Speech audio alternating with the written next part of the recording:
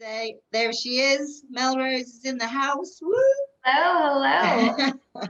Absolute powerhouse of knowledge that you are. Oh, Creator of Fancentro University, first official sex education course. yes. Absolutely amazing. You also, I want to thank you and welcome you, but obviously I'm going to hand you straight over because they're not here to see me, they're here to see you. And they want to know a bit more about how they can improve their content. So thank you ever so much, and I'll pop back in and see you shortly. Just so you know, the Q&A, you obviously know where the chat box is. If anyone has any questions for MelRose as they go along, just pop them in there and she'll be sure to pick them up. Many thanks. Yes, thank you. All right, guys, so I am MelRose Michaels. I'm going to try to remember to speak slowly because I tend to rush through all of this. But I'm really excited. Thank you guys for being here and everyone who's tuning in to listen, and also everyone who's spoken prior to me. But I do have a lot I want to share with you guys. So in terms of mind over matter and happiness and what that means to me. So I'm going to just jump right in. What mind over matter means to me in terms of happiness is 4 things. Let me just mute this real quick. Okay. It means not allowing unsupported people's opinions to matter more than your own. It also means understanding your mind and mental state, and mental state, and then that it matters and needs to be a priority above pretty much all else.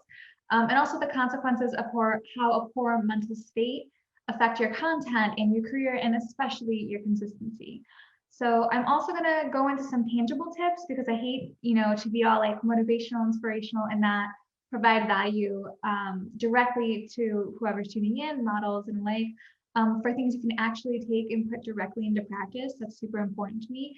So it's some tangible tips in regards to content creation, like Kelly so generously filled you guys in on. So in a few words, not allowing the first topic, not allowing people who are unsupportive in their opinions to matter more than your own.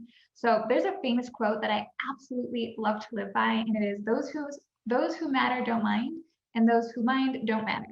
And it was said first by Theodore Geisel. I hope I'm not butchering that. But that person is actually better known as Dr. Seuss, ironically. So this quote has helped me, especially in difficult career moments within the adult industry. We all know how difficult it is, especially when starting out in the industry, to find a support system that understands and respects your decision to join the adult space. So having that support system really plays a part in how you maintain your happiness and also how you get to success in a lot of ways. So this is where that quote kind of comes in for me. The people who disagreed with my decision or judged me for it don't really matter. Whereas the people who are comfortable with my decision and respect it remain a closer part of my support system. And I'm not saying to cut everyone out of your life who disagrees with what you've chosen to pursue, but instead, I urge you to weigh their words with less regard than you would for the people that do choose to love and respect you, whether they agree with you or not, regardless. So now on the first hand, it can be really difficult to, come right out and be open about your career path. I've struggled, with that myself a lot as well. And it's really hard to first meet someone and be like, hi, I'm MelRose Michaels. I do porn. But this can truly be, woven in with the happiness concept of just owning and taking pride in your career and your work. So for me personally, I can stand by my career choices so boldly now that when it almost makes other people uncomfortable to judge me for what I do. And there's a ton of happiness just in that alone. So the other topic I want to touch on is understanding that your mind and your mental state matters and needs to be a priority. I am one of the worst at making myself a priority. It's something that I work on every single day, and I really mean that. And this applies to my mental health and my mental state in 2 separate facets. So it's no secret that I've been kind of open in the past, especially with Pineapple support, about mental health disorders running in my family specifically. So it's really my biggest fear one day that I won't be in control of my mental state. And it's kind of in the same way, I watched my grandmother deteriorate in this way and her mother as well. So I really, after the last about 2 years or so, have shifted to make my mental health and mental state a really important staple in my self-care routines. And I would genuinely encourage all of you watching to try to do the same. The reason your mental state matters is because it has so many ripple effects virtually throughout everything you do.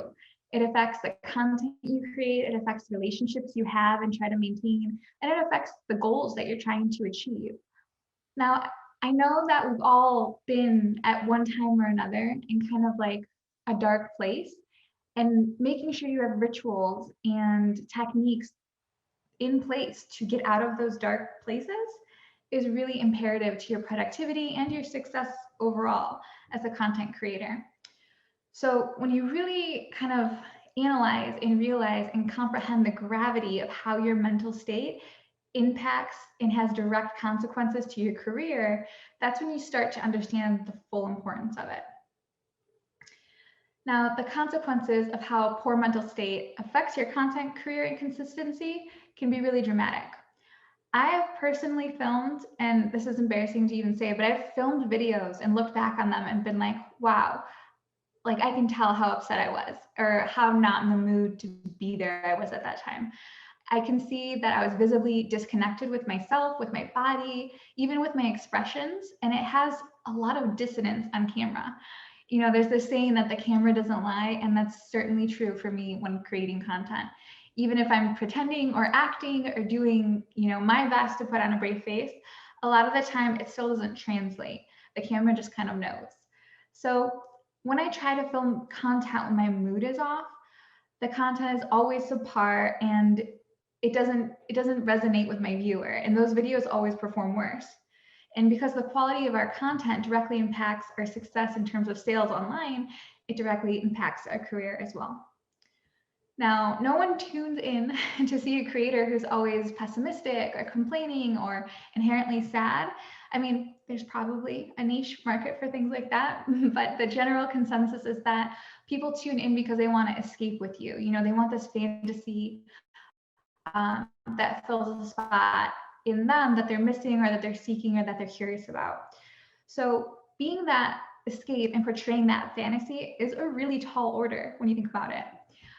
So I guess what we should do is we should really understand and accept and allow for ourselves to not be 100% okay all the time. It's really hard right now in society, especially because there's so much pressure to be this perfect version of yourself and be on all the time. And that's just not realistic or feasible or even healthy, I would say. So making sure that you have tips and tools that you can use to consistently be in a good place, that's going to improve your mental state, positively impact your content and your career and your happiness as a whole. So some tangible tips and tricks for bringing the state of happiness into your content creation that have really resonated with me is that we all know, you know, happiness is a state of mind, but I find that personally for me, it goes really hand in hand with gratitude. I have a very difficult time being unhappy if I'm practicing gratitude. So what I do, and I really mean that, you know, being conscious in practicing gratitude is going to dramatically affect your level of happiness on a daily basis. I've realized that to be very true. Something I'm sure a lot of you guys have seen me personally doing is on my social media alone, I'm publicly posting things I'm grateful for every morning when I wake up. This makes me, you know, evaluate all the positive things in my life the first in the morning when I first open my eyes. And it immediately shifts me into this positive and happy state of mind. So maybe working in something like that for yourself will have the same effects or similar. Earlier, I mentioned having a ritual or routine in place to help kind of reset you and pull you out of dark places when you aren't feeling your best. And this is basically, you know, the concept of self-care at its finest. So many of us are familiar with the logic of, you know, having an emergency first aid kit in our house, or seeing, you know, you're at a hotel and you see the fire escape map of where you're supposed to go in case of emergency. But we really don't sit down and consciously consider what to do if our mental state is in an emergency kind of place. So I urge you to think about and kind of make a list of all of the things that you know are effective at making you laugh or smile without fail, and then building a ritual or plan around those things that can help you when you're not at your best. So for me, it's kind of a mix mash of taking a bubble bath and letting music play, lighting candles, a glass of wine maybe. And this helps me relax, but also forces me to have a moment without my phone or distractions and, be alone in my thoughts for a little bit. And usually I'll follow this up by watching, a comedy special or anything that I know on TV will make me laugh, just because it elevates your mood and your frequency in general when you have laughter in the mix. It's almost like it brings you to another level, and it's harder to slip back to the sadness or, discomfort or dissatisfaction in life once you've kind of gotten yourself to a better place. So if you consistently just kind of watch things that make you laugh and elevate you, that can be really good. And I'm sure a lot of you watching can relate that the same works in the opposite direction. If you watch a horror movie or something very scary or sad before you go to sleep, you can have nightmares and it can put you in this kind of bad place. So kind of reverse engineering that and doing the opposite is really effective, at least for me. Outside of that, usually after watching something, to make me laugh and make me feel good, I like to talk to people in my support system. The people that accept me and love me and are proud to call me their own, despite whether they agree with my decision to be an adult or not. So, I'll call my best friend Julie, who's like the kindest soul I have ever met in my entire life. And she just kind of fills me with love for, over the course of a 10-minute FaceTime. Or I'll talk to my brother, who constantly reassures me that I've made all the right decisions in life, and every decision has led me to the next place and eventually to where I am now. And that whatever is weighing on me, in the moment, that it's just one decision away from being a stepping stone to something greater. And that's really been powerful for me, especially for my brother, because my brother wasn't on board right from the get-go, but he's really come around to be a strong supportive pillar in my system. And lastly, or not lastly, actually, then I call my mom, because my mom's the one that lets me just cry and vent and get it all out. And just the physical act of crying for me is kind of a release in itself. So getting that cry out of the way and then having her, tell me it's going to be okay, it kind of brings me back to baseline for myself. And then lastly, I cuddle with my husband.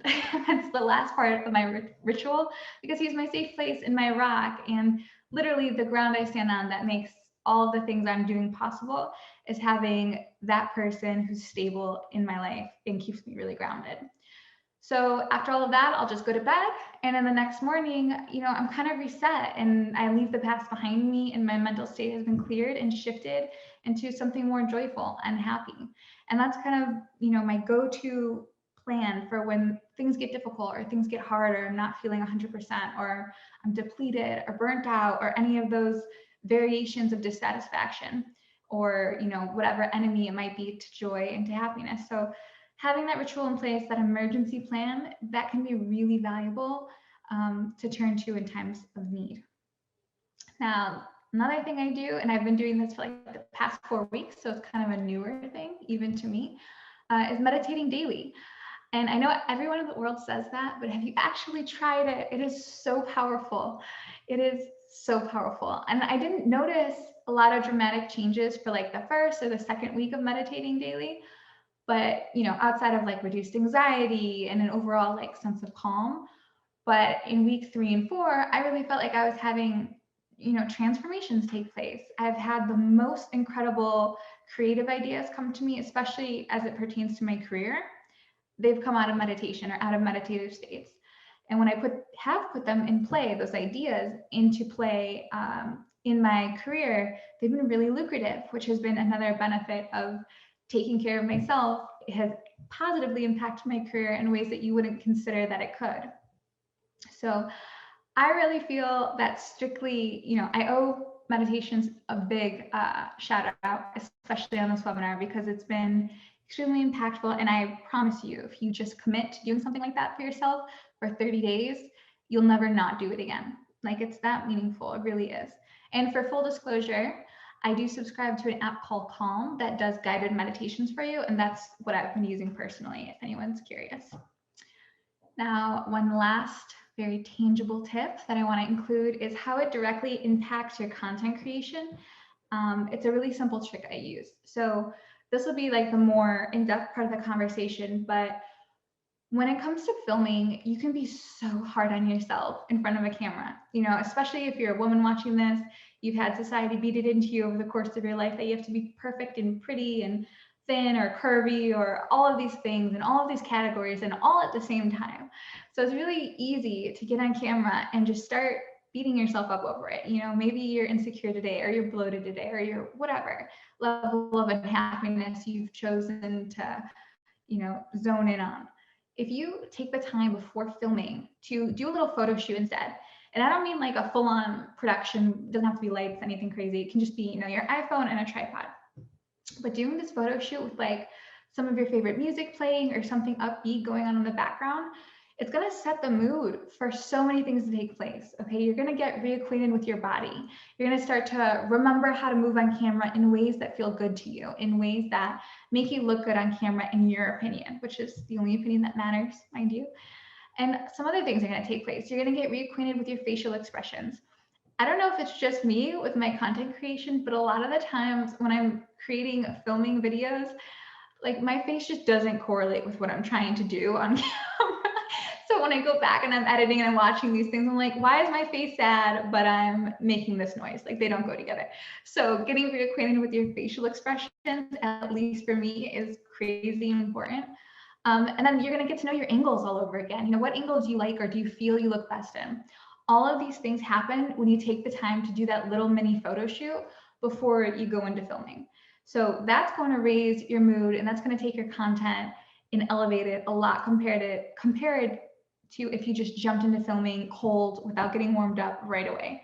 You know, that's when you get a lot of the self-hate coming and creeping into your mind. That's when you get insecure, and that's when you get frustrated. I can't tell you how many times I've created content and literally, you know, 15-minute video that I just made and deleted it entirely because I was so frustrated with how it turned out.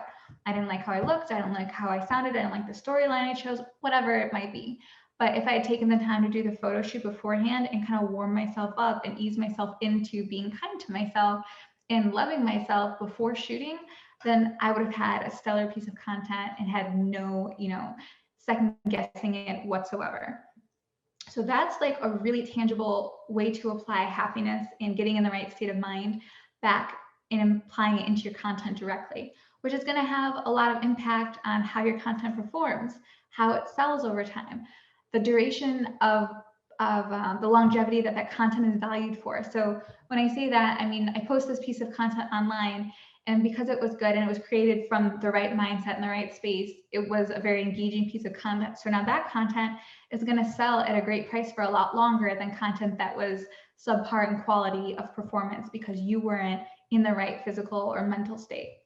So things to consider when you're shooting content is remembering that anything going on in your head is translating into the camera and into film. You can't escape it, you can't deny it, it's always there, and you've got to account for it when you're creating content. So those are the main ones. These are the things that all resonate with me when I think mind over matter. And these are the things that all affect my content, my career, and my consistency. So putting all of these things in play in combination with each other, you know, having a support system that matters and that loves you and respects your decisions, having having understanding that your mind and mental state is a priority and needs to remain a priority. Even that, circling back to that and checking in with yourself and doing these self-care things like having that technique in place for when you feel that, it's going to foster this environment that allows you to stay consistent when you're creating content. I'm a huge sufferer personally of burnout. Like I go 100 miles an hour in one direction until I physically cannot do it, and then I disappear for a week. Like that's my life cycle up until probably the last 2 years. So the way that I've been able to avoid going through this burnout and repeat cycle is by doing these little things, you know, making my mental health a priority, meditating daily. I work out 3 times a week. All of these little self-care habits are going to make you more productive. They're going to make you more efficient. They're going to make you more money. They're going to play out in such a positive way in your life. It's just that almost the universe forces you to prioritize yourself first to be in a position to do all of these other things.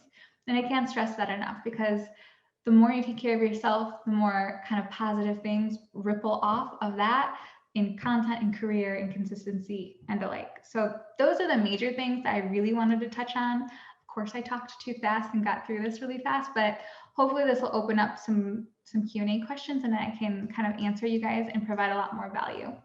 Or I can keep talking because I can do that too.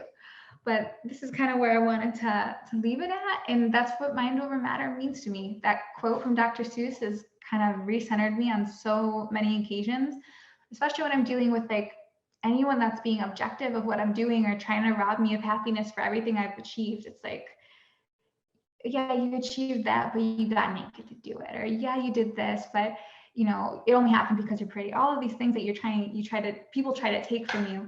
No, you know, I was good at that because I worked hard at it. I earned this because I took the steps to educate myself on how to produce content, how to edit in Lightroom, all of these skills that we have as sex workers. They all play into our achievements and our career ambitions and everything we accomplish. So making sure you don't allow for anyone to rob you of all of that. You can protect your happiness as much as you can foster it. So don't be afraid to stand your ground and empower yourself in that way because it's your right. Absolutely. So one of the things I see in chat is that the burnout is real. The burnout is so real. I can't tell you. I have my friends who check in on me from time to time, like, hey, haven't seen you post a social in a while, or even recently, I haven't been posting to TikTok. I'm like, where'd you go? You're not on TikTok. I'm like, I'm swamped in life and I can't make time for myself or make time for things that matter. So the burnout is very real. And yeah, it does play a part in your success. Absolutely. And can translate across the board into civilian jobs. That's a good point.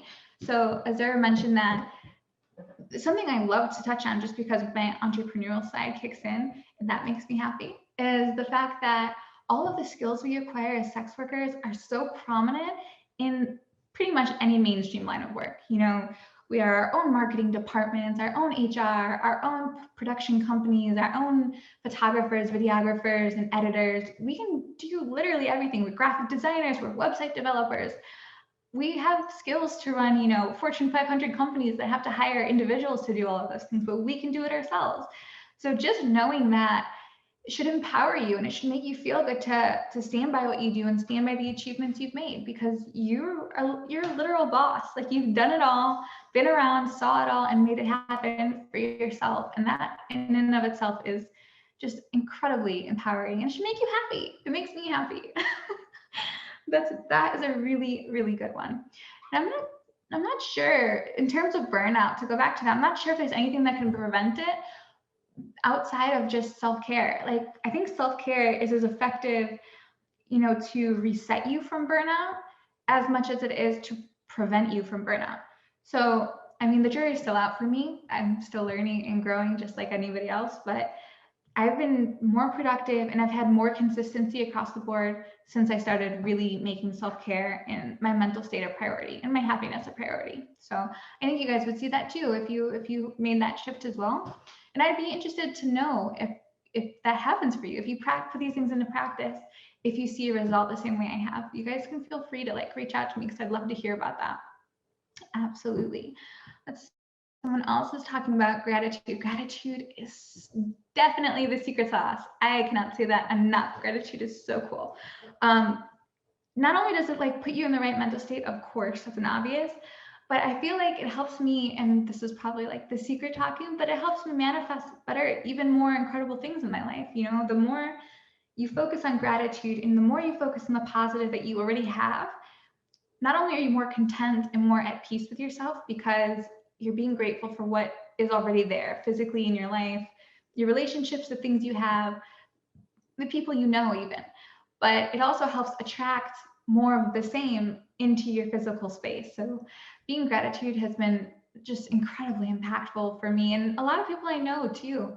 It goes a long way. It goes a long way. Is there anything else Q&A wise? I'd love to answer more questions.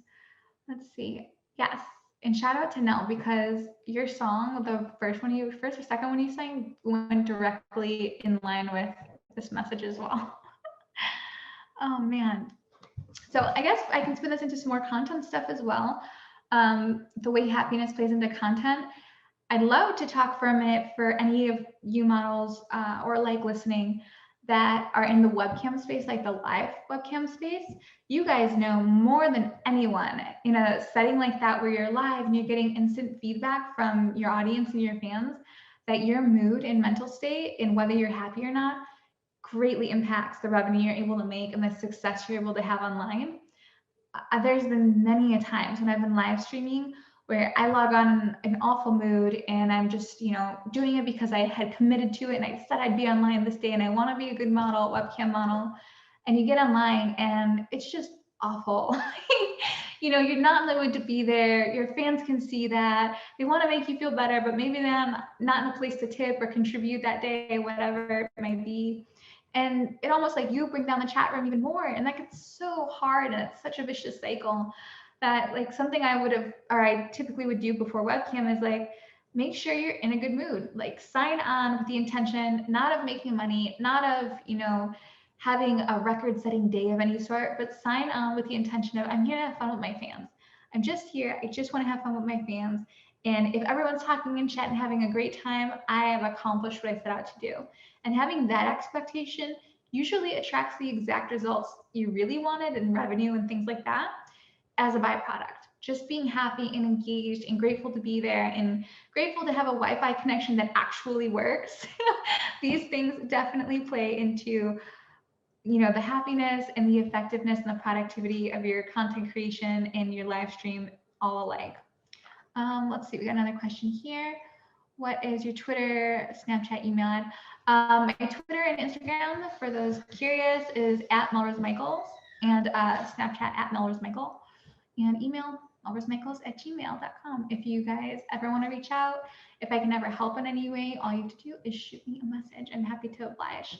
Absolutely happy. Let's see what else we got. Oh, I love the t-shirt. Thank you guys. I did want to kind of make a statement in light of everything we saw happen in Atlanta this weekend, because that breaks my heart. So appreciate the shout out for the t-shirt. Yeah, so let me see what else is here in chat. Things can be very stressful if you're not used to. Yeah, so the stress of being a content creator in general can weigh on you so much. You have the pressure of, creating the content in and of itself, having great ideas, if you're an adult creator, what your next video is going to be or what's going to stand out online once you post it.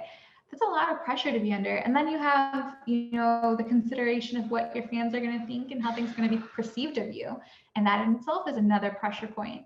So I think what can take a lot of those pressures off of you as a creator and keep you in the right, happiness vibration and happiness frequency is to only focus on creating and putting out things that you love and that you are proud of.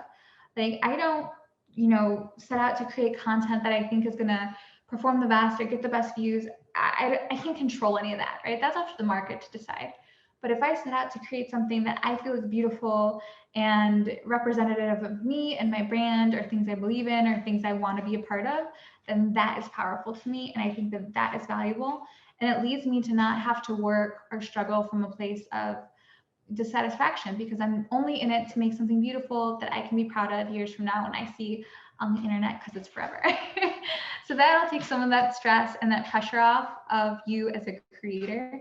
And that's going to stick with you, I think, and resonate in other areas of your life. If you only set out with the intention to be happy and to be, grateful and to make something you're proud of, the rest will be a cakewalk. Absolutely. I could not agree with that more. Let's see what else we have here in chat. Awesome. Another one. Okay, so something else that has been widely discussed. Let's see here. Okay, so we got Kelly saying, I love to spend time in nature and really calm myself when I'm stressed. Highly recommend woodland walks. Definitely. I'm lucky enough to be a creator that lives in the absolute country aspect of things. I've got 80 acres of land and I am right in the center of nature, and very purposeful decision for me. I mean, not everyone can pack up and move, so this isn't a very applicable, tangible advice, but when I was living in Chicago when I first started in the adult industry, and I was happy there. I had friends. My support system is there. So moving to Tennessee with my husband, didn't know anyone here, didn't have any friends here. It was more to focus on the dream and building the sanctuary. So when we found the land that we had, it was very serene and peaceful. And I was going into a place in my career where I was going to be traveling a lot with Fancentro. So I was traveling almost a week every month in 2019. And it was wonderful and incredible. And the jet set life is super cool. But I'm also going to places like, LA, New York, Chicago, all of these very hustle and bustle, fast-paced places. So coming from cities like that are loud and there's a lot of commotion, back to my little sanctuary, my little piece of pie or a piece of heaven with the nature. Oh my God, it was so good for my mental health. Not just for the reasons you would think of, like you have access to nature and it's peaceful and stuff like that, which of course impacts your happiness and makes you grounded and happy, but also for the fact that I wasn't playing the game a little bit, the keeping up with the Joneses, trying to be competitive with the neighbor to your right and to your left. I don't have any neighbors anymore. They're miles away. So that in and of itself really helped me with, the anxiety and the happiness factor, because it wasn't about competing anymore. The only person I had to compete with now was the person I was yesterday and the person I want to be tomorrow. And having that laid out for you, oh, it was wonderful. And it still is wonderful. And if you get the opportunity to do something like that, especially if you are part of like a jet set lifestyle, you have to travel a lot, or you choose to travel a lot to create content, having some place to come home to, even if it's not, a bunch of acreage, just having like your home be your safe place where you feel good and your surroundings make you feel good and they reinforce all the positive things you need in life, that will go a long, long way. Let's see, we've got the beach and the sea always calm my mind. Yeah, absolutely. I'm very far from oceans where I live, but every time I get to visit LA, I love to make time for myself to just go and touch the sand with my feet and touch the ocean with my toes. And it's so important. Something about the beach and nature is so grounding, and it kind of makes you feel small, but in a really good way. It makes you feel like, okay, I'm this little speck, I'm this big rock rotating in the universe, and it's being made to feel small in that circumstance is it's good. It makes your problems not seem so big. It puts you in perspective a lot. It's very useful and very effective. Absolutely. That's really good insight. Really good insight. Let's see. We got Goddess Destiny says, for sure, I definitely need to make a shift into being mindful and taking time for self-care and mental health. Creating content is a happy, fun art, and it's bliss coming from a higher vibe rather than stressing through it and the energy translating. Yeah, this is so funny because I have someone I work with now that helps me to get through all my editing because it's been so overwhelming with the amount of content I create. And even sometimes they'll send me clips of editing my content where like I'm in character and I'm fully, aware in my presence and I'm performing.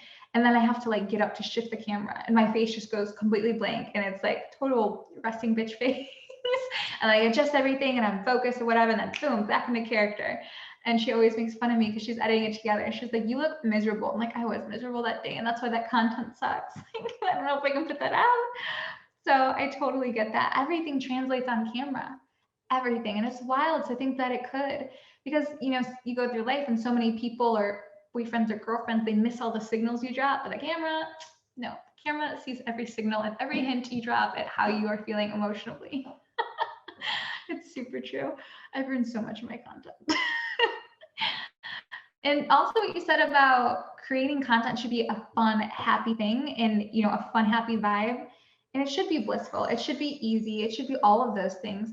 We work in an industry that's so fun and so creatively, what's the word? Creatively freeing in a sense. Like you get to explore fantasies and niches and things that you're passionate about or that you're interested in or curious about. The average 9 to 5 doesn't allow for stuff like that. So remembering that you're in a line of work that gives you freedom of not just time, but in creativity and financially, it's a positive place to be. And if you don't let it turn into just work, then you're going to keep the happiness vibe and frequency alive. And that's super important. Super important. This is awesome. You guys have really good insight too. I'm loving this. Let's see, what else can I contribute here? The only other thing that I think relates to happiness in terms of content creation is and this is going to probably sound strange, but having a good storyline really helps smooth my content out. So I keep a list of all the storylines that I want to use in content so that I have an idea where to go. I don't, do anything scripted or anything like that, but I'll think of storylines that can kind of help me navigate my content beforehand. Because otherwise it can be really frustrating. You're filming, you're in your moment and you're trying to perform, but then you don't know what to say next. So you don't know what should happen next in the scene, especially if you're a solo creator. This can be a struggle, which I am, so I know all about that. So keeping a list of storylines you can pull from, that might help your content go creatively in the right direction without having to struggle and have so much frustration associated with it. And that's kind of how I lay it out. There was a really great theory, or I guess idea, from Tilly Toy, another creator that I'm super fond of, and I'm sure you guys are familiar with. And it's called Total. And I'm gonna butcher it probably, but it was like something with, no, I should pull it up, but it's the idea of laying out your storyline, your angle, your lingerie, everything you need, your toy, everything you need before going into shooting, so that there's no guesswork involved and you don't have to go through the frustration of, oh, what should I say next, or what angle should I shoot from, or what's the overall theme of this piece of content. It takes all the guesswork out of it so that you're in the moment and you're performing and the pressure is off and it's all happy-go-lucky creation time. So that could be really useful as well. Are there any more questions from you guys? Let me know. Don't be ashamed to or scared to write in chat. There are no dumb questions or suggestions. I'm completely open.